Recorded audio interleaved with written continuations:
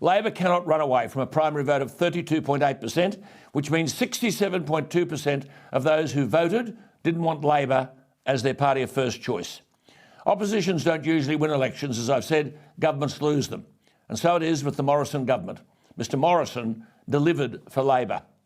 As I said earlier this week, in so doing, he surrendered traditional Liberal values, or, as one writer said, he's bulldozed his party into electoral oblivion.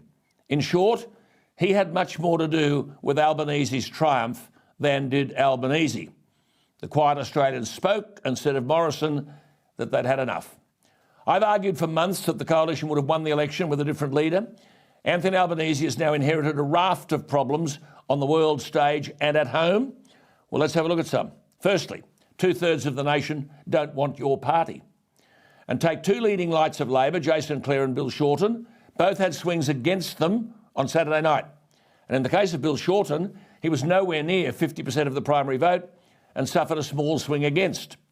The Keneally result in Fowler, of course, we know about. The swing against Labor, an eye-watering 18.6%. However, the Labor Party, unlike the Liberals, in traditional Labor territory, polled very well. Tanya Plibersek in Sydney was well over 50% of the primary vote and a swing to her. Linda Burney, who'll be the new Indigenous Affairs Minister in Barton, was over 50% of the primary vote and a swing to her. Tony Burke, who'll be a prominent figure in the government, got well over 50% of the primary vote and a swing. The leader, Anthony Albanese, gained 55% of the primary and a swing of almost 4%. Ed Husick in Chifley, over 52% of the primary vote. Now, people wouldn't vote Liberal because they argued, perhaps unfairly, that a vote for the Liberals was a vote for Scott Morrison, whether we like it or not. That is what they were saying. In WA, where the Liberals were absolutely smashed, the swings in the Labor seats were significant.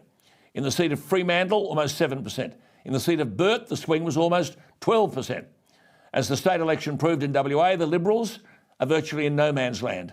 Jim Chalmers, who will be Treasurer from the Queensland seat of Rankin, is well below 50% of the primary, but he did get a swing. And Meryl Swanson, worthy of a place in the Labor ministry, was able to hang on in the Hunter Valley seat of Patterson, where all sorts of confusion swirled over coal mining and jobs. The interesting seat of Hunter, vacated by Joel Fitzgibbon and thought to be winnable by the Nationals, saw an extraordinary result.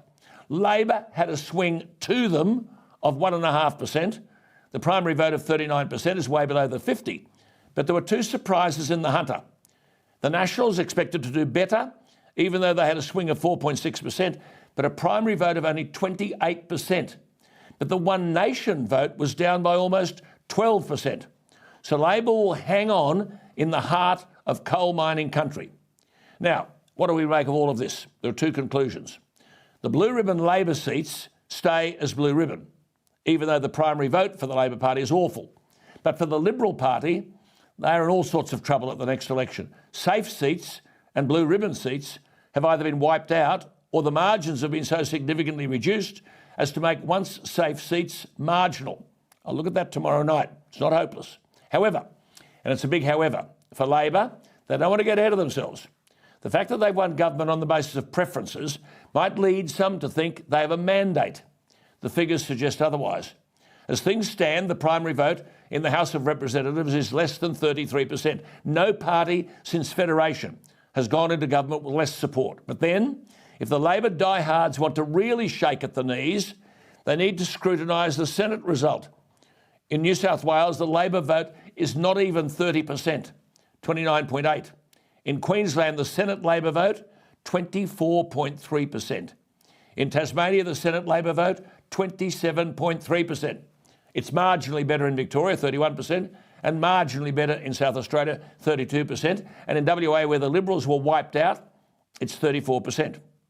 But none of the figures suggest that any more than a third of voters chose the party in government.